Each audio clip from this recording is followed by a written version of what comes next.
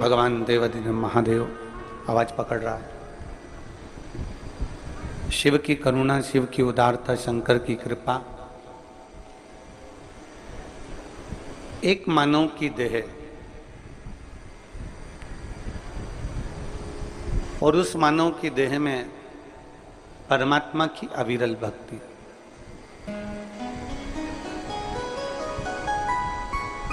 कोई कह रहा था, गुरुजी हमको पीपल और बड़ के पेड़ जैसा विशाल बनना है,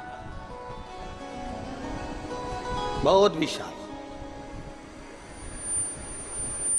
हम कहते हैं खूब बनो। पीपल और बड़ के वृक्ष जैसे विशाल बनने में कोई दिक्कत नहीं।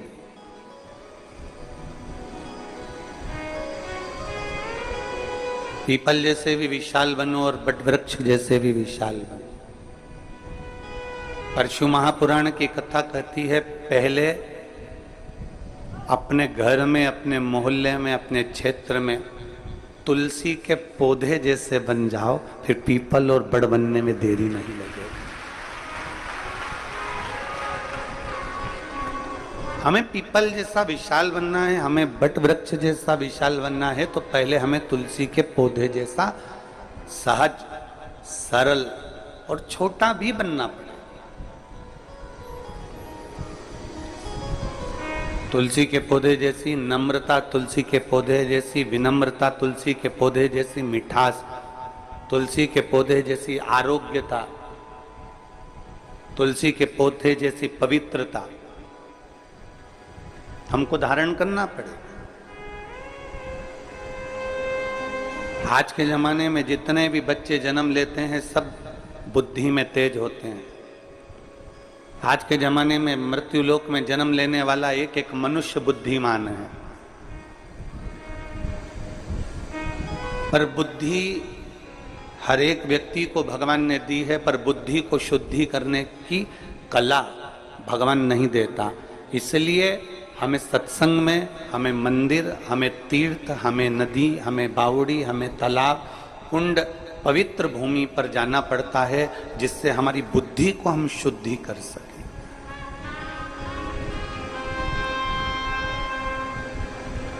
बुद्ध बनने के लिए पहले हमें शुद्ध बनना पड़ेगा। बुद्ध बनने के लिए पहले हमें अपनी शुद्धता को धारण करना पड़ेगा। अब हम विचार तो करते हैं कि हम में बुद्धि है, हम में बुद्धि है, पर शिव कथा कहती है पहले आपके अंदर मन की कितनी शुद्धता है, हमारा मन कितना शुद्ध है।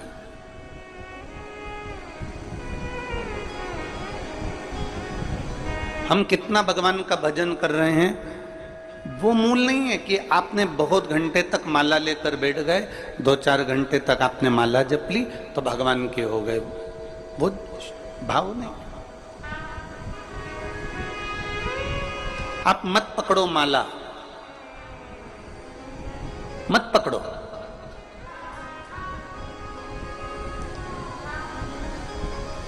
आप मत पकड़ो माला, पर निवेदन है अपने घर के बुजुर्ग माँ बाप का हाथ जरूर पकड़ कर रखना।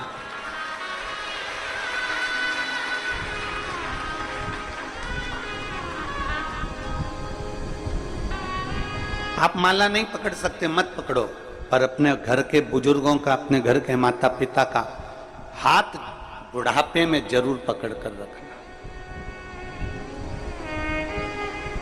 आप आसन लगाकर नहीं बैठ सकते घंटों तक, आप आसन लगाकर साधना नहीं कर सकते घंटों तक, मत करो।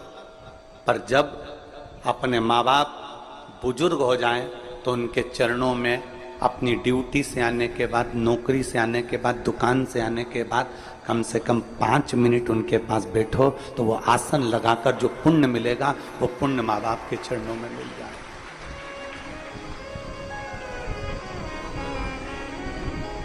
इतने बुजुर्ग माएँ बैठी हैं, मेरी जीजियाँ बैठी हैं, इतने बुजुर्ग मेरे जीजा बैठे हैं, मेरी माता, मेरे भाई, मेरे बंधु बैठे हुए हैं। मैं बुजुर्ग माताओं से पूछूं, क्या कभी आपने अपने बेटे से 50,000 रुपये मांगे? कभी किसी बुजुर्ग माता ने कभी अपने बेटे से कहा कि मुझे 2-4 साड़ी ला कर देना? कभी बुजुर्ग माता पिता ने आपसे कहा कि मुझे तुझे ये ला कर देना है, मुझे ये ला कर देना? कभी बुजुर्ग माता पिता अपने बच्चों से नहीं कहते कि मुझे ये ला कर देना, पर बुजुर्ग माता पिता बुढ़ापा आते आते इतना जरूर चाहते हैं कि मेरा बेटा कम से कम व्यापार से, दुकान से या कहीं से आए तो 5 मिनट तो मेरे पास बैठकर मेरे से चर्चा करे, मेरे से बात करे। बुजुर्ग माता पिता को थोड़ा सा समय दीजिए।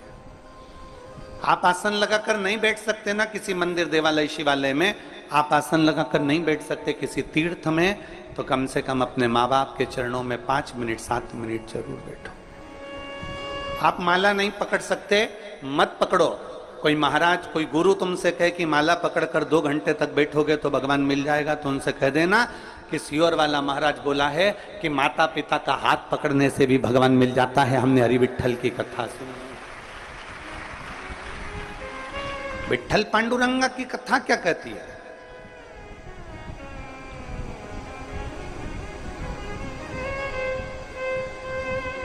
पौंडलिक जिसने प्रवचन में सुन लिया था कि माता पिता की सेवा करने से हरि विठल प्रसन्न हो जाता है, भगवान नारायण प्रसन्न हो जाता है, बस उसने सेवा करना प्रारंभ कर दिया और भगवान उसको दर्शन देने के लिए पहुंचे। उसकी गली में इतना कीचड़ था, नारायण दरवाजा बजाए, उसने पूछा कौन है? वो कहते हैं मैं नारायण हूं। अभी मैं अपनी माता के चरण दबा रहा हूं, फिर पिता के चरण दबाऊंगा और पिता के चरण दबाने के बाद दरवाजा खोलूंगा। भगवान कहते हैं तेरी गली में बहुत कीचड़ है, मैं खड़े कैसे रहूं? तो पौंडलिक ने खटिया के नीचे से एक ईंट उठाकर बाहर फेंक दी और भगवान से कह दिया कि इस पे खड़े हो जाओ। भगवान दोनों हाथ कमर पर रखकर उस पौंडलिक के लिए भगवान दरवाजे पर खड़े रहे। और जब पौंडलिक ने दर्शन किया, दर्शन करते से ही भगवान ने उसको जब दर्शन दिया तो भगवान ने कहा मांग पौंडलिक तुझे क्या चाहिए? पौंडलिक कहता है प्रभु इतनी कृपा करना, जो अपने माता पिता की सेवा करता हो उसके दरवाजे पर ऐसे ही दर्शन दे।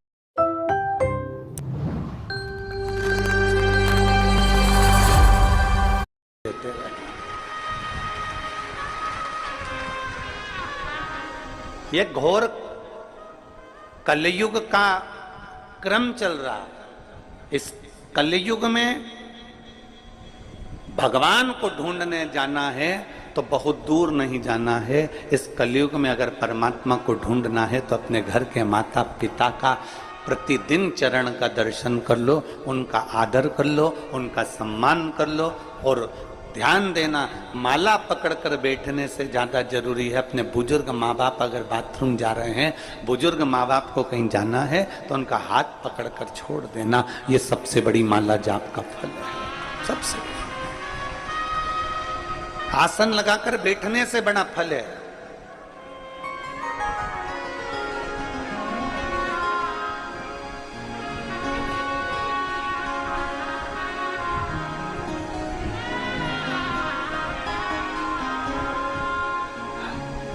आप में से कई लोग तो हमको जानते हैं, हमारे सीहोर में मकान में आप जाएंगे तो उसमें एक हॉल है और नीचे 2 कमरे हैं और 2 कमरे ऊपर। 3 भाई, माता पिता सभी उसमें रहे। पिताजी थे तभी भी और माता जी हैं तभी भी। हम तीनों भाई का एक नियम है कि जब भी कहीं से आते हैं तो माता के पास में, पिता के पास, जब पिताजी थे तो माता पिता के पास में, अब माता जी तो माता जी के पास कम से कम आधा से 1 घंटा तीनों भाई बैठकर भगवत भजन करते, चर्चा करते।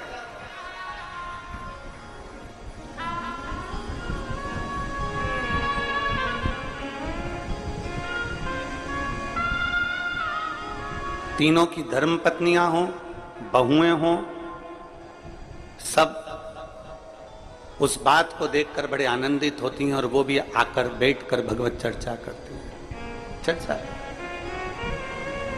कोई दौलत माँ बाप को नहीं दी जा सकती और समय से बड़ी दौलत दुनिया में कोई नहीं हो सकती जो बुजुर्ग माँ बाप को दी जाए। समय से बड़ी कोई दौलत नहीं, समय से बड़ी।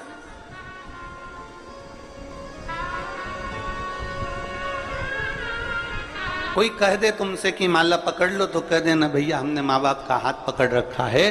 कोई कह दे कि तुम आसन लगा कर बैठ जाओ, किसी तीर्थ में जाओ, कहीं बैठ जाओ आसन लगाकर, घंटों तक जप करना, अनुष्ठान करना, भगवान मिल जाएगा, उससे कह देना हमने सुना है शिव महापुराण में कि माँ बाप के चरणों में थोड़ी देर बैठ जाओ तो 1 घंटा क्या 50 घंटा क्या जीवन भर के आसन लगाने का पुण्य फल प्राप्त हो जाता है।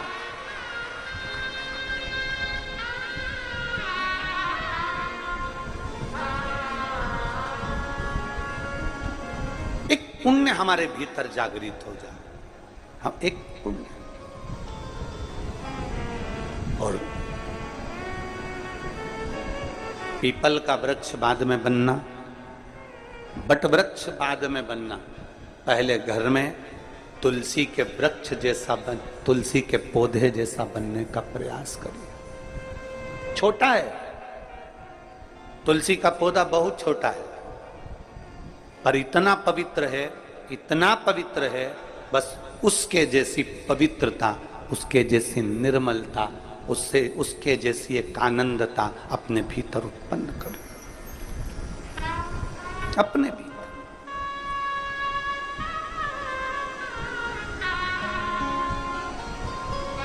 एक छोटे से छोटे बच्चे को भी यह ज्ञात होता है कि भगवान के स्नान का जल काय में डालना है। आप अपने छोटे से बच्चे को बुलाओ, हे ललुआ इधर आ। अब ललुआ को बुलाया और उसके हाथ में भगवान का घर में स्नान कराया। गणेश जी, लड्डू गोपाल सब बैठे थे, सबको एक थाली में, एक बर्तन में, एक तारबान में बिठाकर तुमने नहला दिया। नहलाया हुआ पानी अपने बच्चे को दे दिया, छोटे से को, और कह दिया ले डालिया। तुमने ये नहीं बोला उस बच्चे को कि इसको कहां डालकर,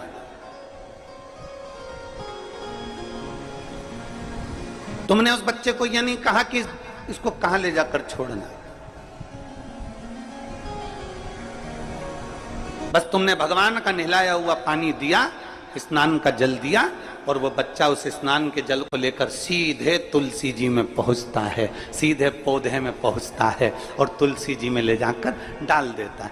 अब उसी बच्चे को तुम कपड़े धोने का पानी दे दो, उसी बच्चे को कपड़े धुले हुए पानी दे दो, बर्तन धोया हुआ पानी दे दो, पोछा लगाया हुआ पानी दे दो, और उस बच्चे कहना ललुआ इधर आ। ललुआ आया, हाँ माँ ये ले पानी डाल कर जा। वो बच्चा तुलसी के पौधे में डालेगा क्या? जम के तो बोलो जरा, नहीं। पौधे में डालेगा नहीं, वो बच्चा उस पानी को अपने घर के बाहर पटक देगा, ओटले पर डाल देगा, सफाई में उसको प्रयोग ले लेगा।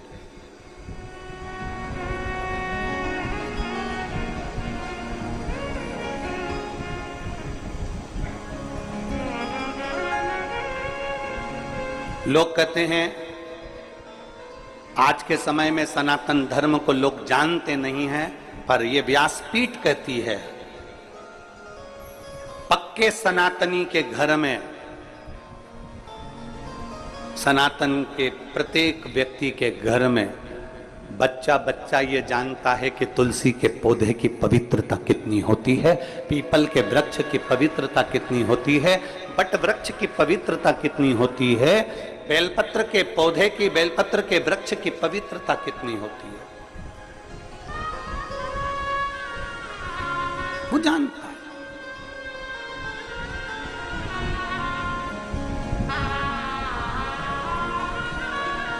बस अपने धर्म को, अपने सनातन धर्म को, अपनी भक्ति को अंदर की ओर उतारना।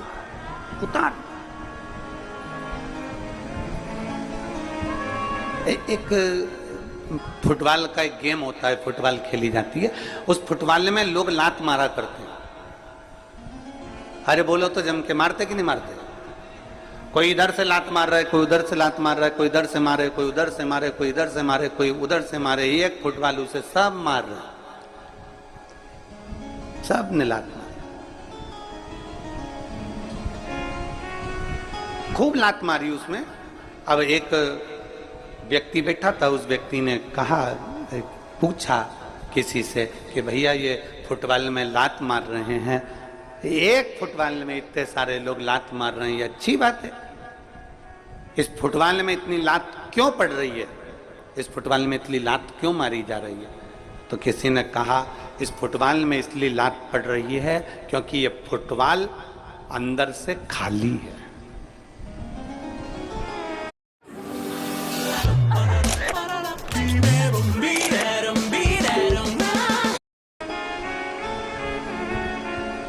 ये फुटबॉल अंदर से खाली है। अगर इस फुटबॉल में सीमेंट भर दी जाती, पत्थर भर दिया जाता, इस फुटबॉल को अंदर से रेत से भर दिया जाता, तो किसी के बाप में दम होती जो लात मार देता। अरे बोलो तो जम के। फुटबॉल अंदर से खाली है तो उसको लात मारी जा रही है। फुटबॉल अंदर से खाली है इसलिए कोई इधर से लात मार रहा है, कोई उधर से लात मार रहा है, कोई इधर से लात मार रहा है, कोई उधर से लात मार रहा है। फुटबॉल में रेत भर दो, फुटबॉल में पत्थर भर दो, फुटबॉल में अगर थोड़ी मिट्टी भर दो, फुटबॉल में अगर कुछ भर दिया होता, सीमेंट आदि का आदि भर दिया होता, घोल भर दिया होता, उसमें वजन हो जाता, तो किसी में दम नहीं थी कि फुटबॉल में लात मार देते। लात टूट जाती पर वो फुटबॉल उचकती नहीं। खाली थी अंदर से इसलिए लात मारी जा रही थी, खाली थी अंदर से इसलिए उसको यहां से वहां लुढ़काया जा रहा था। उसी तरह शिव महापुराण की कथा कहती है फुटबॉल अंदर से पोली है, केवल ऊपर से उसमें कवर है, इसलिए लात पड़ रही है। उसी तरह आज के जमाने में लोग कहते हैं हम सनातनी, हम सनातनी, हम सनातनी, हम सनातनी। सनातन धर्म का केवल ऊपर से दिखावा करते हैं, इसलिए दुनिया के लोग हमारे मंदिरों को तोड़ देते हैं, कहीं लात मार देते हैं, कहीं कुछ कर देते हैं। जिस दिन सनातन धर्म तुम्हारे अंदर से मजबूत हो गया, किसी के बाप में दम नहीं कि कोई मंदिर और देवालय और तीर्थ को देख ले।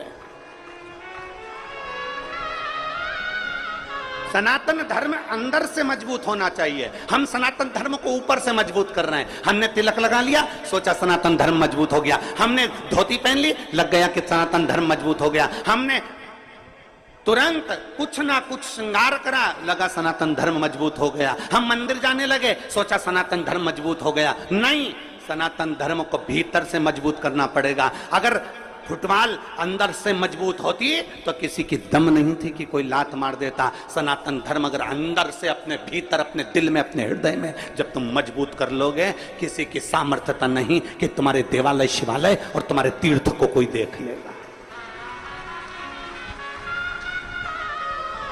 अपने भीतर से मजबूत करिए।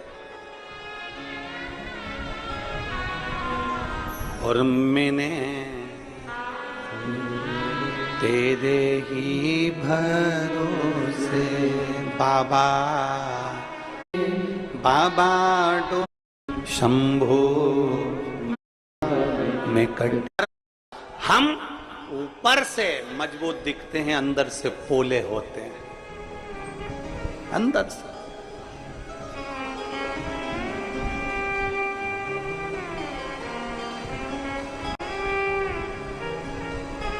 और उसको मजबूत करने के लिए आपके भीतर की निर्मलता, आपके भीतर की शुद्धता, आपके भीतर की सिद्धता, आपके भीतर का विनम्रता उसको मजबूत कर सकता है।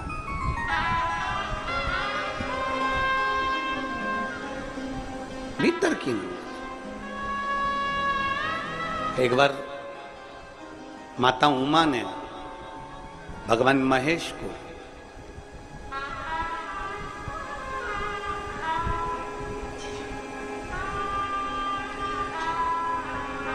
सौराष्ट्र की पवित्र भूमि पर भ्रमण करने के लिए बुलाया।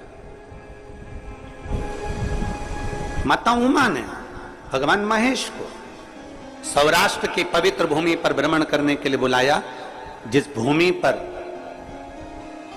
भगवान शंकर ने चंद्र को काया के रोग से मुक्त किया था।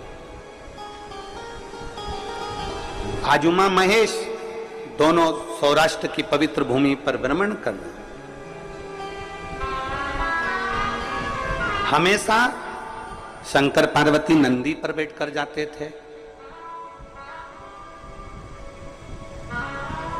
भगवान शिव और सती मैया नंदी पर बैठकर जाते थे, पर उमा और महेश दोनों आज त्रिशूल हाथ में लेकर माता उमा और महेश दोनों हाथ में हाथ मिलाकर दोनों जा रहे हैं सौराष्ट्र की पवित्र धरा भ्रमण कर।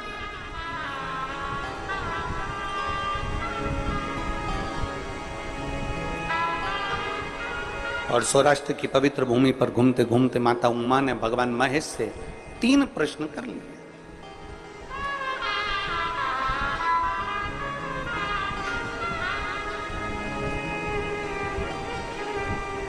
माता उमा ने भगवान महेश से 3 प्रश्न किए। उसमें सबसे पहला प्रश्न था, प्रभु आपके भक्त का सबसे बड़ा लक्षण कौन सा होता है? मां उमा पूछ रही है पहला प्रश्न। आपके भक्त का सबसे पहला लक्षण कौन सा है? शंकर भगवान के शिव भक्त का, शिव की उपासना करने वाले का, शंकर की आराधना करने वाले का, शिव की स्तुति करने वाले का, शंकर के गुणगान करने वाले का, शंकर को 1 लोटा जल चढ़ाने वाले का, शंकर को बेलपत्र चढ़ाने वाले का, शंकर का स्तुति में डूबने वाले का, शंकर की कथा में रमने वाले का, शिव स्तुति में डूबने वाले का, शंकर के शिवालय के दर्शन करने वाले का सबसे श्रेष्ठ लक्षण कौन सा?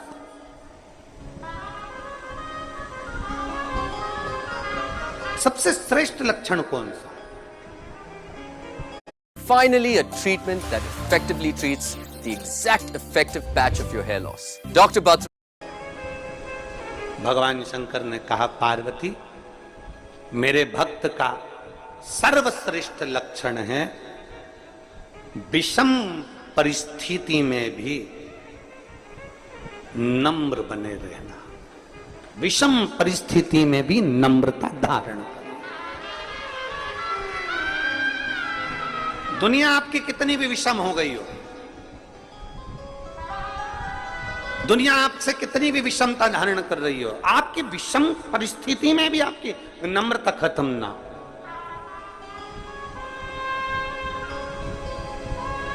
विषम परिस्थिति में नम्रता खत्म। यहाँ पर रवि कृष्ण शास्त्री जी बैठे हैं विदिशा वाले। मैं आपको एक चीज के लिए धन्यवाद दूंगा। मैं वहां से जब विदिशा से चलने पर हमने आशीष जी को भी ये बात कही कि आयोजन के प्रति सबको टेंशन चल रहा था और सब कुछ ना कुछ अपनी अपनी भाषाओं में लगे हुए थे। कोई कुछ कह रहा था, कोई निंदा, कोई अच्छा, कोई बुरा, कोई सब चल रहा था। पर मैं आपको रवि कृष्ण शास्त्री जी धन्यवाद दूंगा आपको कि कितनी भी विषम परिस्थिति रही पर आपके चेहरे की हंसी नहीं गई। ऐसा शिव भक्त ही होना चाहिए। प्रसन्नता नहीं गई।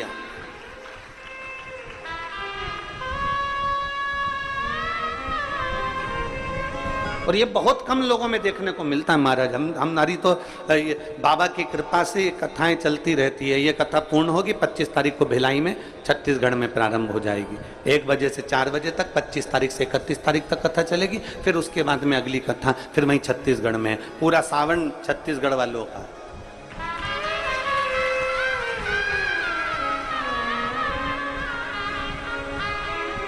और सावन यहाँ चालू हो जाएगा तो बाबा का कांवड़ मेला चालू हो जाता है। आसपास के गांव के लोग, शहर के लोग अपने अपने गांवों से कांवड़ भरने के लिए लेके आते हैं अपने अपने गांव की, और शिव जी को चढ़ाना चालू कर देते हैं कुबेरेश्वर महादेव को। गाजे बाजे के साथ 15-20 महिलाएं इकट्ठी हो जाती हैं, कांवड़ ले लेकर कुबेरेश्वर धाम आ जाती हैं। कई माताएं गाड़ियां ले लेकर आती हैं, दूर गाड़ी खड़ी कर देती हैं 2-5 किलोमीटर, और वहां से कांवड़ लेकर यहाँ आ जाती है। यहाँ कांवड़ चलती रहती है। और सीहोर की कांवड़ प्रदोष के दिन 17 अगस्त को सीहोर सीवन नदी से बाबा कुबेरेश्वर बाबा के धाम तक आई।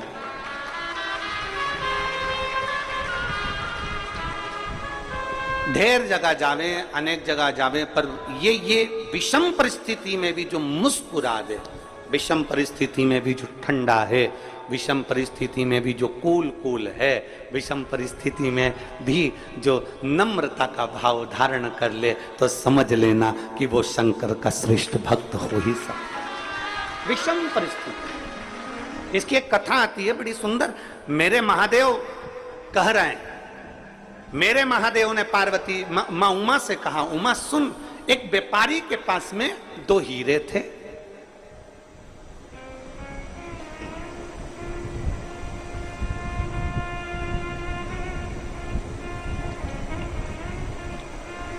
एक व्यापारी के पास में 2 हीरे थे, एक जैसे सेम, बिल्कुल एक जैसे, और दोनों कीमत वाले, दोनों में कीमत।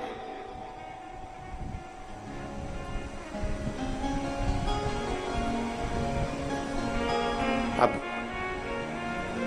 वो व्यापारी की एक आदत थी, प्रत्येक नगर में जाता और दोनों हीरों को रख देता और नगर के राजा के पास में नगरवासियों से कहता है, एक हीरा इसमें असली है और एक हीरा इसमें नकली है। इसमें एक हीरा असली है और एक हीरा नकली है। अब आप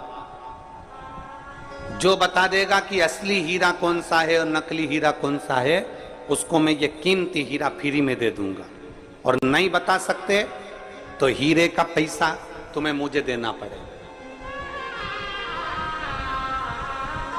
हीरे का पैसा तुम्हें मुझे देना पड़ेगा। इसमें बताओ असली हीरा कौन सा और नकली हीरा कौन सा। सारे नगर नगर में जाता, कोई असली और नकली को पहचान नहीं पाता।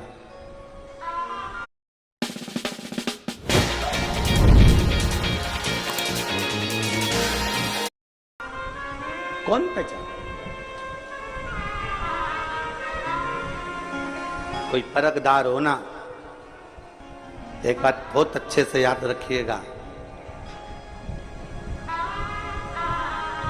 घी नकली होगा ना, चल जाएगा।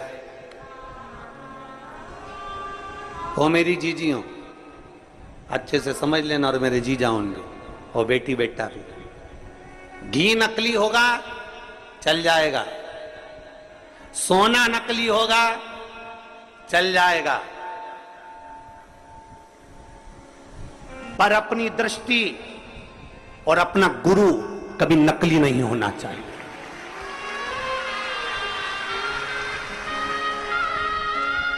घी नकली है ना, चलेगा। सोना नकली है, चलेगा। बीज नकली है, चलेगा। अन्न नकली है, चलेगा।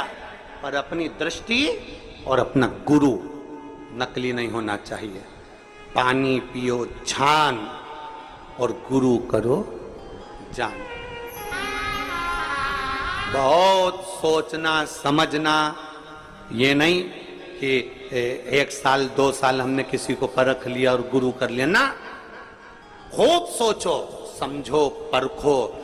सोना नकली चल सकता है, घी नकली चल सकता है, पर गुरु नकली नहीं चल सकता। इसलिए अपनी दृष्टि ऐसी करना कि तुम्हें समझ में आना चाहिए कि गुरु बनाने के लायक है कि नहीं है।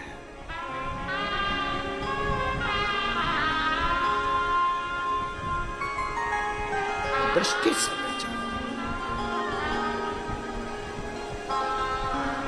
बहुत कठिन है।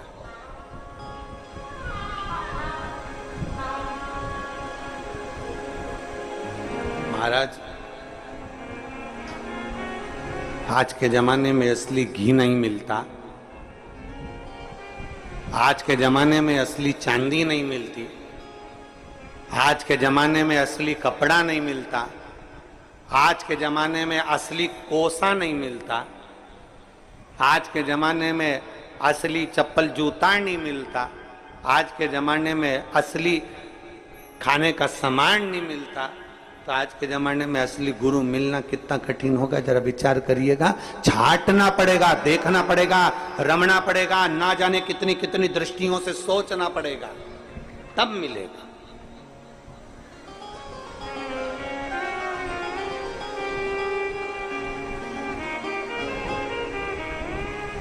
बहुत सोच कर, असली कौन सा है इसमें, नकली कौन सा? ए उमा, भगवान महेश कह रहे हैं, उमा, एक व्यापारी के पास में 2 हीरे हैं, पूरे नगर नगर में जाता है, फिरता है, आवाज लगाता है। जो असली बता देगा उसको असली हीरा दे दिया जाएगा, नहीं बता पाओगे तो तुम्हें मुझे हीरे के पैसे देना पड़ेगा। असली कौन सा, नकली कौन सा, बताओ।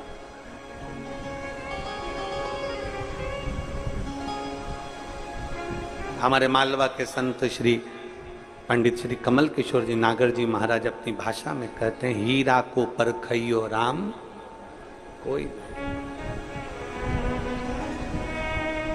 हीरा को परखदार कोई नहीं है संसार, कौन परखेगा? कुछ को परखोगे, कैसे परखोगे? परख के नेत्र चाहिए। अपने नेत्र जितने परखैया होंगे उतना उतना हम असली गुरु को पहचान सकेंगे।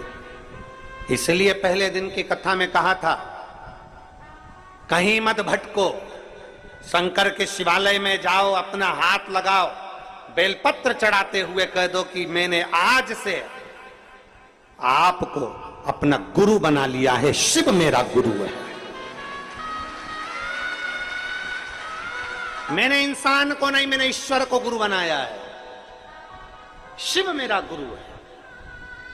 मैं शंकर की और शंकर मेरा है।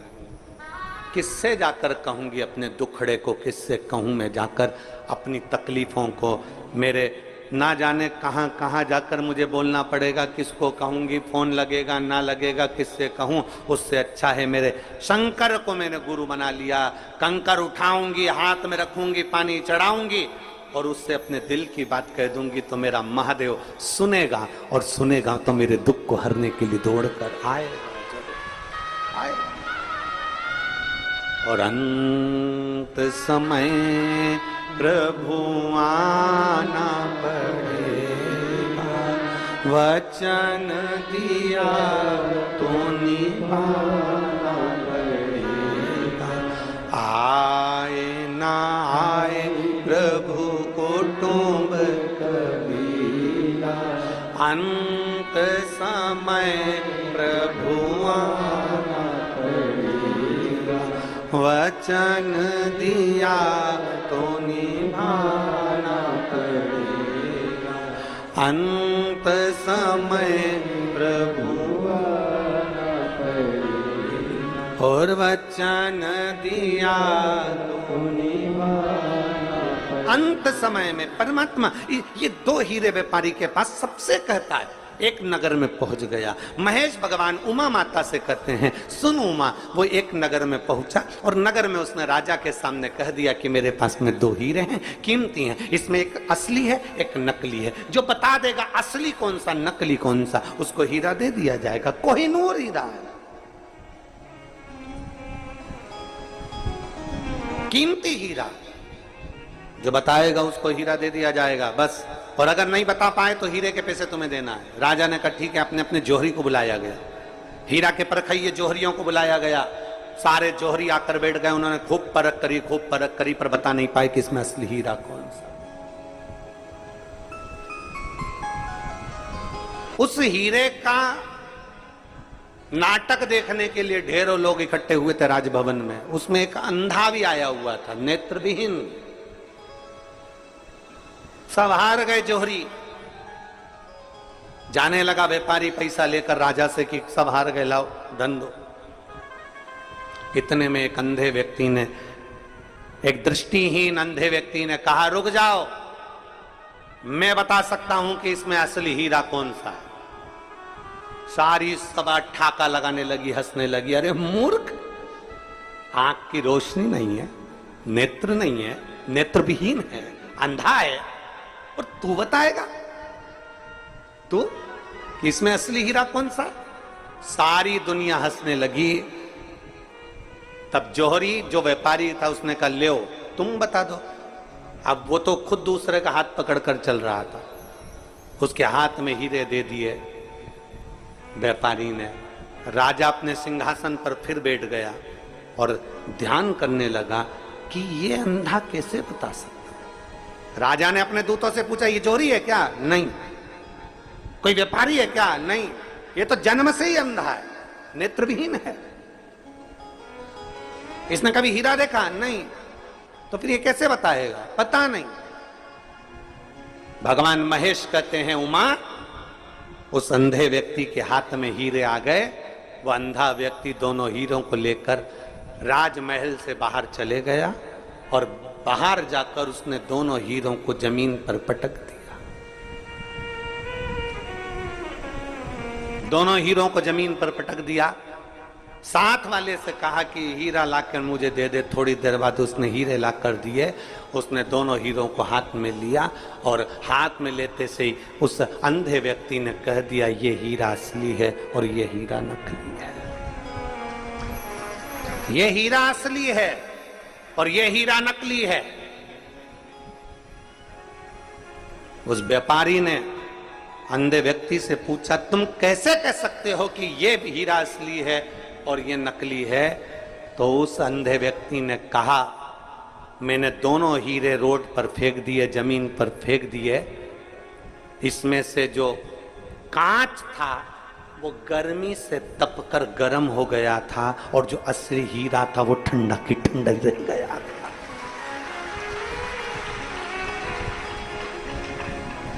गर्म विषम परिस्थिति में क्रोध आ जाना, विषम परिस्थिति में गुस्सा आ जाना, विषम परिस्थिति में हर कुछ बोल देना, विषम परिस्थिति में परेशान हो जाना, विषम परिस्थिति में तुम कुछ को कुछ बोल दो, विषम परिस्थिति में तुम्हें अगर क्रोध आ रहा है, विषम परिस्थिति में आप अगर गलत पथ पर जा रहे हो तो समझ लेना कि आप हीरा नहीं हो, आप कांच के टुकड़े हो। हीरा विषम परिस्थिति में भी ठंडा रहता है। हीरा विषम परिस्थिति में भी ठंडा। कितनी भी धूप पड़ जाए, कितनी भी गर्मी आ जाए, जो असली हीरा अगर कोई माँ पहनती हो, असली हीरा कोई भाई पहनता हो, अगर कितनी भी गर्मी पड़ जाए, कितनी भी धूप पड़ जाए, असली हीरा गर्म ही नहीं होता। असली हीरा ठंडा की ठंडा ही रहेगा, कूल की कूल रहेगा। उसी तरह शंकर भगवान कह रहे हैं, माँ उमा से मेरा जो भक्त होता है, अगर असली मेरा भक्त है तो वो हमेशा कूल की कूल, ठंडा की ठंडा और विनम्र की विनम्र ही रहता है। ये उसकी पहचान है, हीरे की पहचान है। ये हीरे की पहचान है।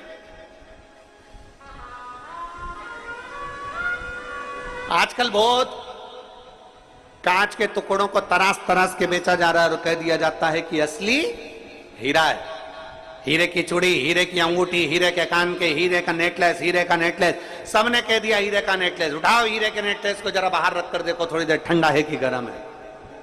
कांच को तराश कर हीरा बनाया जा रहा है, पर कांच कांच ही रहता है और हीरा हीरा ही रहता है।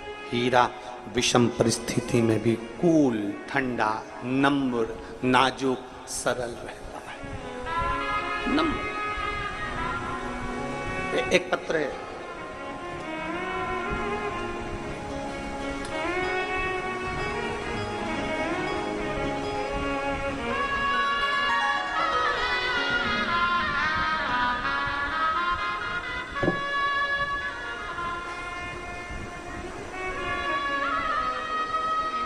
मेरा नाम ममता कुमावत है। मैं ममता कुमावत, मेरे पति का नाम बाल मुकुंद कुमावत है। मैं गांव पंथ पिपलोदा, तहसील ताल, जिला रतलाम, मध्य प्रदेश से हूं। कहीं बैठी हो तो हाथ हिला सकती हैं। अगर कहीं बैठी हो तो हाथ हिला सकती हैं। मेरा नाम ममता कुमावत है। मेरे पति का नाम बाल मुकुंद है। मैं गांव पंथ पिपलोदा, तहसील ताल, जिला रतलाम, मध्य प्रदेश से आई हूँ। कहीं बैठी हैं क्या? हाँ, बच्ची आई है क्या साथ में? ले आओ इसको, ले आओ, एक बेलपत्र ले जाना, ले आओ। आने में अगर असमर्थ हो तो उसको वहीं पर बिठा दो, आप आकर बेलपत्र ले जाओ।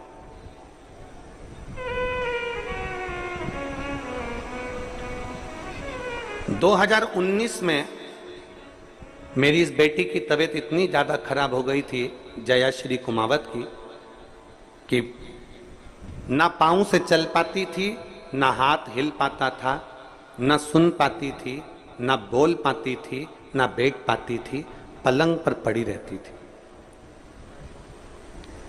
शरीर का कोई, इसका पाँव, हाथ, इसकी दृष्टि, इसकी श्रवण शक्ति, इसका बोल, इसका सुनना, इसका रोटी खाना, पानी पीना कुछ भी नहीं कर सकती, केवल पलंग पर पड़ी ही रहती थी। इसको ऐसी बीमारी हो गई थी जिसका कोई हल डॉक्टर के पास भी नहीं था। डॉक्टरों ने तो कह दिया था कि इसको घर ले जाओ, जितना दिन सेवा बन सके उतना दिन कर। 2019, 2020, 2021 इसकी तबीयत और गिरती रही और ये पलंग पर पड़ी की पड़ी रही।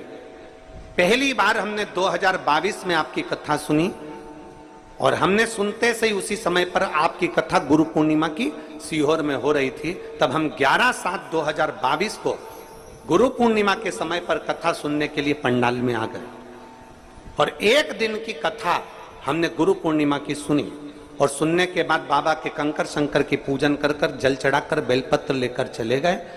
घर जाकर हमने बेलपत्र बच्ची को दिया और जल चढ़ाना प्रारंभ कर दिया। इतने सालों के बाद 2019 से लेकर 20, 21, 22 तक वो उठकर खड़ी नहीं हुई, बैठी नहीं, न खा पाती, न बोल पाती, न सुन पाती।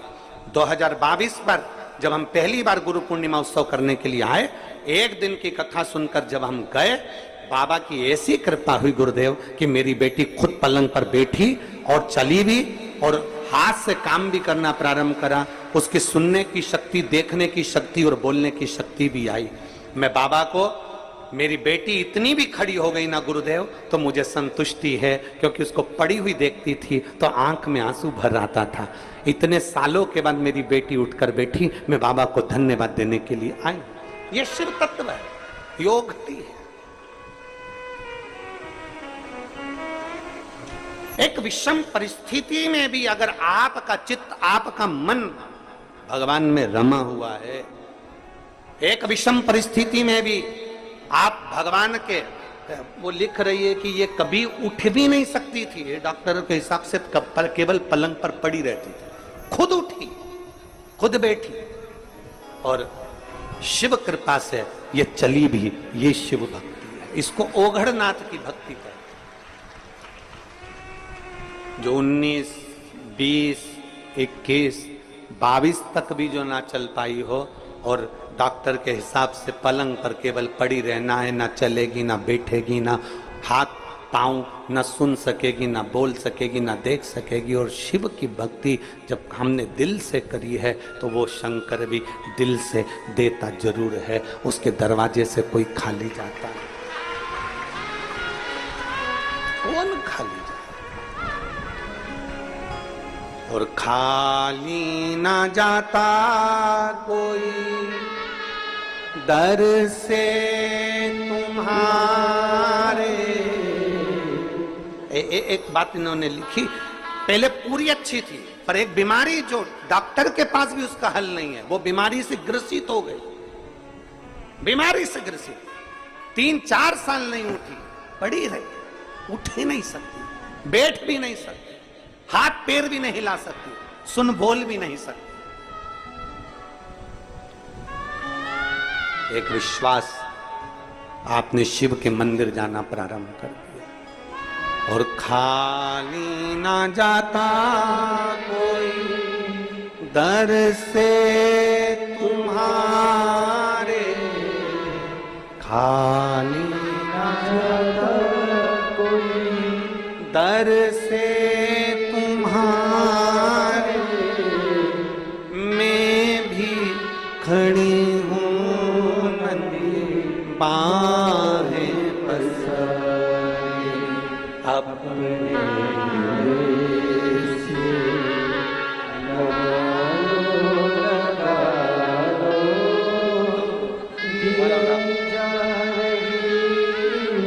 जोरदार ताली बजाओ इस बेटी के लिए जो इतना परिश्रम, इतनी मेहनत।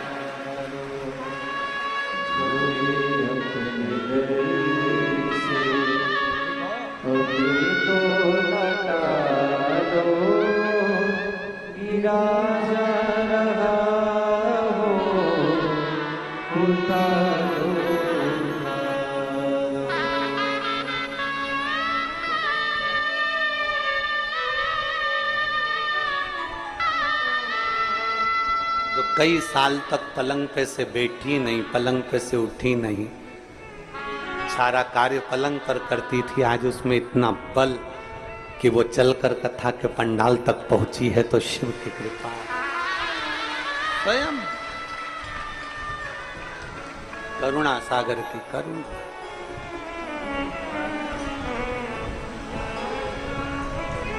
शंभु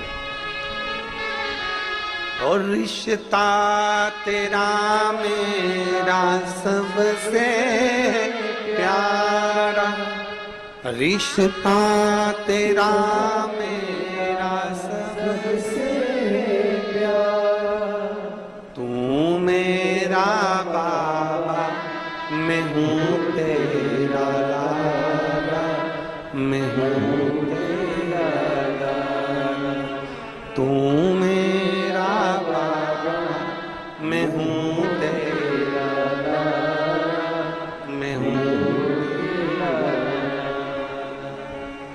तेरे ही चरणों में जीवन गुजारा, तेरे ही चरणों में जीवन गुजारा, तू मेरा बाबा मैं हूँ तेरा लाला, मैं हूँ तेरा लाला। एक भरोसे के साथ शिव तत्व की प्राप्ति करेंगे, एक भरोसे के साथ, दृढ़ता के साथ, विश्वास के साथ